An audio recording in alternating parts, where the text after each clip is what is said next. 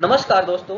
तो आज हम लोग बीएससी एग्रीकल्चर वाले स्टूडेंट्स के लिए और बीटेक इन एग्रीकल्चर वाले स्टूडेंट्स के लिए एक नए सब्जेक्ट का स्टार्ट करेंगे जो कि है soil chemistry, soil fertility and nutrient management.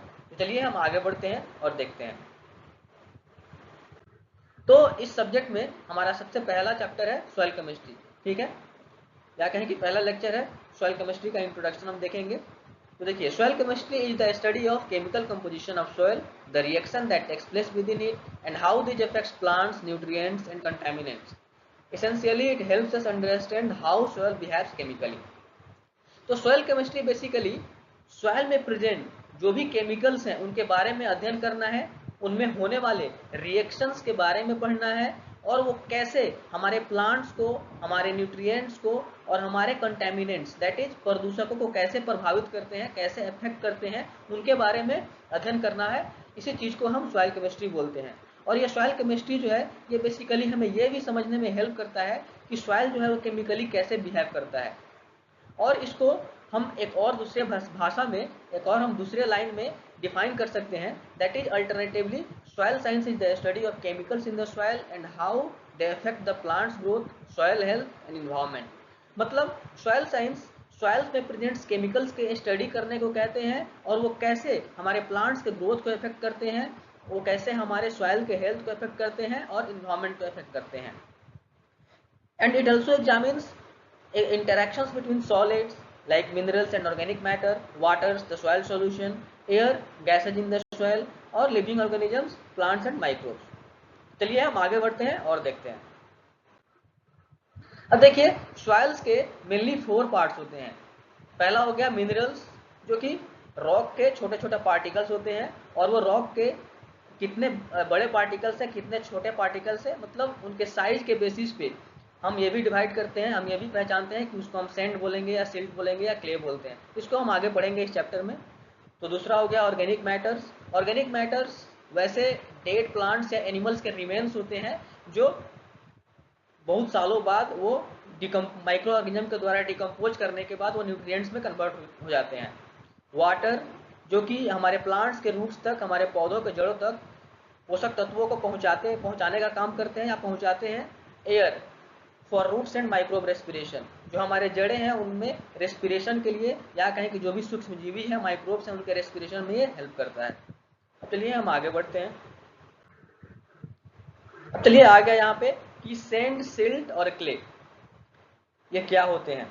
देखिए, सॉइल जो होता है, मिट्टी जो होता है, वो मिनरल पार्टिकल से मिलकर बना होता है जिनकी साइज अलग अलग होती है और साइंटिस्ट ने उन साइज के बेसिस पे इनको 3 कैटेगरीज में बांट दिया, जिसमें पहला है सैंड। सैंड जो होता है वो साइज में सबसे बड़ा होता है, जिसकी साइज लगभग 0.05 mm से लेकर 2 mm तक होती है और इनको हम नेक्ड आई से देख सकते हैं, नंगे आंखों से देख सकते हैं। इनका बिहेवियर क्या होता है, it drains water quickly so it does not hold moisture well. कहने का मतलब है ये वाटर्स को आसानी से जाने देते हैं अपने थ्रू, ये होल्ड कर नहीं रख सकते, मॉइस्चर को ये होल्ड कर अच्छे से नहीं रख सकते हैं और इसकी वजह से इनमें न्यूट्रिएंट का रिटेंशन रेट भी लो होता है। कहने का मतलब है ये पोषक तत्वों को भी होल्ड कर पकड़ कर उतना नहीं रख सकते हैं, मतलब उसकी रेट बहुत कम होती है इनमें। ठीक है, meaning plants gets fewer nutrients from sandy soil. So कहने का मतलब है अगर वो न्यूट्रिएंट्स को होल्ड कर ही नहीं रख पाएंगे, बहुत ही कम न्यूट्रिएंट्स को होल्ड कर रख पाएंगे, तो उसके वजह से जो भी प्लांट्स ऐसे सॉइल में होंगे, ऐसे सॉइल में हमने उपजाया होगा, उनको न्यूट्रिएंट्स भी बहुत कम मिलेंगे, मतलब पोषक तत्व भी बहुत कम मिलेंगे। तो यहाँ पे लिखा गया है कि low nutrient retention meaning plants gets fewer nutrients from sandy soil. कहने का मतलब है इनमें लो न्यूट्रिएंट रिटेंशन की वजह से जो प्लांट्स होते हैं, ऐसे सॉइल्स में जो प्लांट्स ग्रो होते हैं, उनको बहुत कम न्यूट्रिएंट्स ही मिलता है। चलिए हम आगे बढ़ते हैं। दूसरा आ गया सिल्ट। सिल्ट जो होता है वो सैंड से छोटा साइज में होता है और इनकी साइज जो होती है 0.002 mm से लेकर 0.05 mm के बीच में होती है। अब देखिए, not visible to the naked eye, इसको हम नंगे आंखों से नहीं देख सकते हैं। इसका फील कैसा होता है, मतलब जब तुम टच करेंगे तो कैसे आएगा, ये सॉफ्ट और स्मूथ होते हैं। ठीक है, जैसे आटे की तरह, फ्लोर की तरह या टेल्कम पाउडर की तरह, जब ड्राई होता है टेल्कम पाउडर तब उस तरह की। अब बिहेवियर इनका कैसा होता है, ये देखिए मॉइस्चर को सैंड के मुकाबले, सैंड के रिस्पेक्ट में अच्छे से मॉइस्चर को होल्ड करके रखते हैं। तो इनमें न्यूट्रिएंट का रिटेंशन जो होता है वो मॉडरेट होता है। कहने का मतलब है ना ज़्यादा ना कम, लेकिन सैंड से बेहतर। तो जो भी प्लांट्स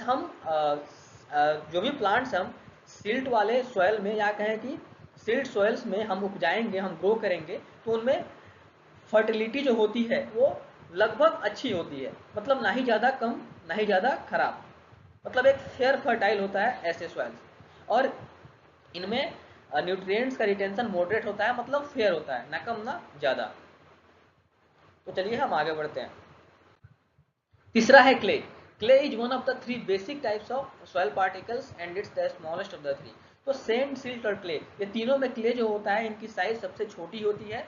अब चलिए हम देखेंगे क्ले जो होता है वो हमारे मिट्टी में, हमारे मृदा में सबसे ज़्यादा मैटर्स क्यों करता है।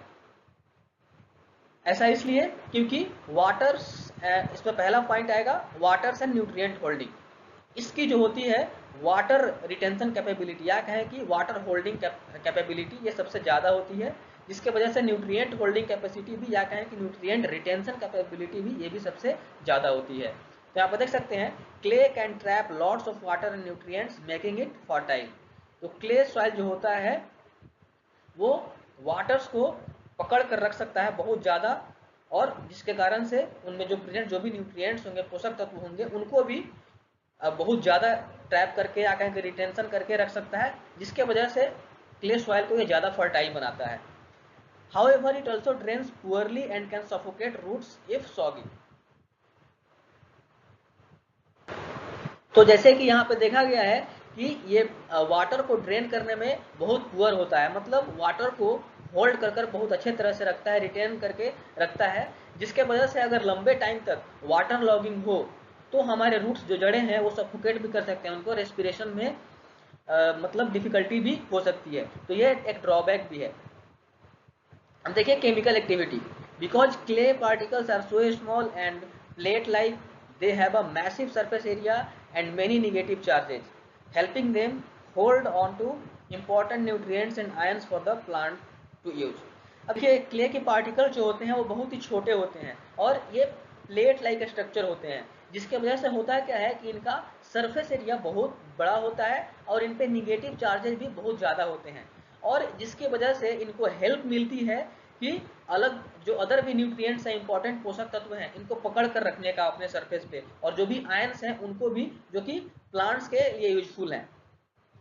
तो यहाँ पे आप देख सकते हैं नीचे वही टेबल फॉर्म में दिया गया है। पार्टिकल टाइप क्ले, इनकी साइज रेंज ये होती है लेस देन 0.002 mm। इनका फील और बिहेवियर कैसा होता है, स्टिकी होता है जब वेट होते हैं, भिगा हुआ होता है, और हार्ड होता है जब ड्राई होते हैं, और ये माइक्रोस्कोपिक होते हैं। कहने का मतलब है हम नेक्ड आई से नहीं देख सकते हैं, इनको देखने के लिए माइक्रोस्कोप का यूज करना पड़ेगा। अब देखिए इफेक्ट्स ऑन सॉइल। यहाँ पे इफेक्ट्स ऑन सॉइल क्या है, holds lots of water and nutrients. कहने का मतलब है ये वाटर्स को होल्ड करके रखते हैं, बहुत सारे वाटर्स को होल्ड करके रखते हैं, और न्यूट्रिएंट्स को भी। इनमें पुअर ड्रेनेज कैपेबिलिटी होती है और लाइट स्ट्रक्चर होता है, हल्का स्ट्रक्चर होता है। अब चलिए हम आगे बढ़ते हैं। अब देखिए हमने तो देखा कि अलग अलग सॉइल के बारे में, जैसे क्ले हो गया, सिल्ट हो गया, सैंड हो गया, लेकिन हमारे गार्डनिंग के लिए, हमारे खेती के लिए जो आइडियल सॉइल होना चाहिए वो कैसा होना चाहिए। तो typically real soils contains mix of all three.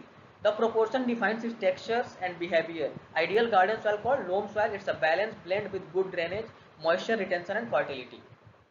तो बेसिकली जो हमारे गार्डनिंग के लिए जो आइडियल सॉइल होना चाहिए, ये तीनों का मिक्सचर होना चाहिए, मतलब सैंड, सिल्ट और क्ले तीनों का मिक्सचर, जिसको हम लोम सॉइल भी बोलते हैं। ऐसा इसलिए क्योंकि हमने देखा कि क्ले सॉइल का अपना एक एडवांटेज है तो डिसएडवांटेज भी है। सिमिलरली सैंड का भी सेम और सिल्ट का भी सेम। तो तीनों का अगर हम मिक्स कर देते हैं तो हमें एक ऐसा मिक्सचर मिलता है, हमें एक ऐसा सॉइल मिलता है जो कि हर एक तरह से एक बैलेंस्ड वे में होता है। मतलब वाटर होल्डिंग कैपेबिलिटी भी जितना चाहिए उतना होता है, न्यूट्रिएंट होल्डिंग कैपेबिलिटी भी जितना चाहिए उतना होता है। मतलब एक सॉइल के लिए जो परफेक्ट होना चाहिए, मतलब हमारे गार्डनिंग के लिए, हमारे फसल के उपज के लिए जो एक परफेक्ट कॉम्बिनेशन होना चाहिए, जितना चाहिए वो लोम सॉइल, इनका तीनों मिक्सचर हमें प्रोवाइड करता है। तो बाई वेट इनका लोम सॉइल का कंपोजिशन क्या होता है, 40% सैंड, 40% सिल्ट और 20% क्ले। और ये मिक्सचर जो होता है ये बहुत ही बेहतर होता है हमारे हेल्दी प्लांट के ग्रोथ के लिए। चलिए हम आगे बढ़ते हैं और देखते हैं। तो आप देख सकते हैं पिक्टोरियल रिप्रेजेंटेशन आपको दिखाया गया है सैंड, सिल्ट और क्ले का। तो यहाँ पर देख सकते हैं अगर ये पूरा राउंड जो स्ट्रक्चर है, अगर इसको हम सैंड मान लें तो सिल्ट का साइज यहाँ पे दिया गया है उससे थोड़ा छोटा, और उससे भी छोटा यहाँ पे क्ले को दिखाया गया है, और इनकी साइज भी यहाँ पे दिखाई गई है। सिमिलरली यहाँ पे फोटो में भी दिखाया गया है, यहाँ पे देख सकते हैं सैंड क्या पार्टिकल का साइज लगभग ऐसे होता है, सिल्ट का ऐसे, और क्ले का एकदम चिकनी माटी की तरह।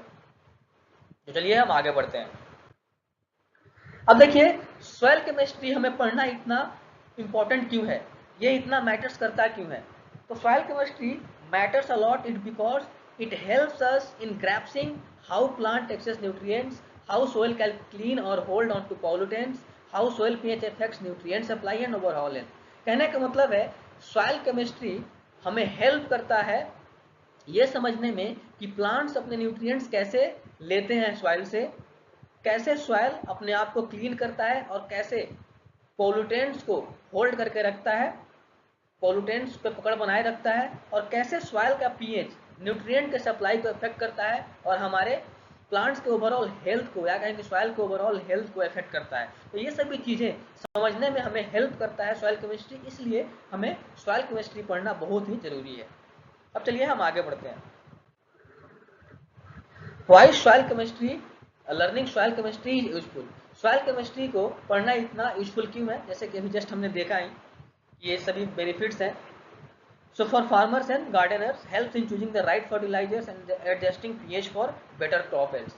तो देखिए फार्मर्स या गार्डनर्स के लिए एक राइट फर्टिलाइजर्स का चुनाव करना और अपने सॉइल के पीएच को एडजस्ट करना, हम अपने बेटर क्रॉप हेल्थ के लिए, मतलब बेहतर उपजाऊ के लिए, बेहतर फसल उपज के लिए ये चुनने में हमें हेल्प करता है सॉइल केमिस्ट्री। ऐसा इसलिए क्योंकि हर एक फसल, हर एक क्रॉप जो होते हैं उनके उपज के लिए एक डिफरेंट पीएच की रिक्वायरमेंट होती है, अलग अलग पीएच की रिक्वायरमेंट होती है। उस पीएच की अगर सॉइल में अगर उसको हम उपजाएं तो हमारा उपज जो होगा, क्रॉप की जो एल्ड होगी बहुत ही बेहतर होगी। तो ये बिना सॉइल केमिस्ट्री पढ़े पॉसिबल नहीं है।